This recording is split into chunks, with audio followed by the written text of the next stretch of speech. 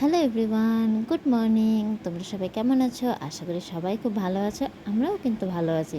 তো আজকে হচ্ছে জামাই ষষ্ঠী, তো তোমাদের সকলকে জানাই জামাই ষষ্ঠীর অনেক শুভেচ্ছা ও ভালোবাসা। তো আমরা আজকে মন্দিরে যাব, তো আমি রেডি হয়ে গেছি, মেয়ে রেডি হয়ে গেছে, কিন্তু মায়ের এখনও হয়নি। তো মা রেডি হবে, তারপর আমরা বেরিয়ে পড়বো। তো এই যে দেখো, মা শাড়ি পরেছে, সুতির শাড়ি, সেজন্য মাকে কুচিটা ধরে দিচ্ছি। কেন কি সুতির শাড়ি একা পরা খুব মুশকিলের ব্যাপার। তো শাড়ি পরা হয়ে গেলে আমরা মন্দিরে চলে যাব। তো চলে এসেছি আমরা মন্দিরে। আর দেখো, যেহেতু একটু সকালের দিকে আসি, তো মন্দিরটা একটু সুন্দর ফাঁকা। আর মন্দিরটা একটু ফাঁকা থাকলে পুজোটা দিতেও ভালো লাগে। আর বেশি ভিড় হয়ে গেলে তখন পুজোটা দেওয়া যায় না ভালো করে। তো আমাদের পুজো শুরু, আর আমরা এই যে দেখো এখন অঞ্জলি দিচ্ছি। আর পুজোটা কিন্তু আমাদের খুব ভালো মতন হয়েছে, কেন কি মন্দিরে একদম ভিড় ছিল না বলা চলে।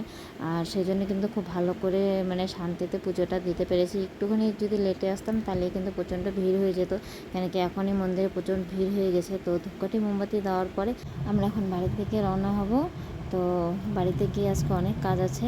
তো প্রথমে যেই কাজটা করব সেটা হচ্ছে চা, কেন কি সকালে চা না খেলে আমার হয় না। সকালে চাটা আমার মাস্ট, সেটা লাগে। আর তারপর সারাদিনে চাটা আমার অতটা প্রিয় না, কিন্তু সকালে আমার একটুখানি লাগে।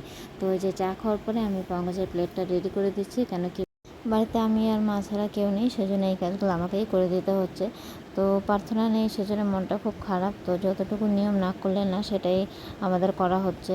তো এই যে দেখো, মা পঙ্কজকে ষষ্ঠীর যে নিয়মগুলো আছে সেগুলো করে দিচ্ছে। তো দেখো, সব নিয়মের পরে ষষ্ঠীর সুতোটাও কিন্তু বেঁধে দিয়েছে, আমার এখনও বাঁধা হয়নি। তো এদিকে রান্নাও প্রায় কমপ্লিট হয়ে গেছে মায়ের। তো রান্নার পরে এই যে পঙ্কজকে খেতে দিয়ে দিচ্ছি। আর মেয়ের খাওয়া আগেই হয়ে গেছে, আর বাবা তো এখন বাড়িতে আসেনি দুপুরে। তো দেখো, খুব বেশি কিছু কিন্তু রান্না করা হয়নি, অল্প কিছুই রান্না করা হয়েছে। তো আজকে আমাদের গতবাবু সুমেন্দা আর প্রার্থনাকে আমরা খুব মিস করছি। দিনটা কীরকম খালি খালি মনে হচ্ছে। ওরা যদি থাকতো তাহলে খুব ভালো লাগতো, সবাই একসাথে খুব মজা হতো। তো বিকালে আমাদের একটু বেরোনোর কথা ছিল, কিন্তু পঙ্কজেরও একটু ব্যস্ত ছিল, পঙ্কজেরও কাজ ছিল, সেজন্য পঙ্কজ আর যেতে পারলো না, আর আমাদেরও আর যাওয়া হলো না কোথাও। তো এই যে দেখো, আমার মেয়ে এখন ছোলাগুলো ছুলে ছুলে চামচের মধ্যে দিচ্ছে, আর সেগুলো আমাকে খাইয়ে দিতে হচ্ছে। এটাই ওর এখন হচ্ছে একটা খেলা। তো আজকের ব্লগটা এখানেই শেষ করলাম। আশা করি তোমাদের সবার খুব ভালো লাগবে।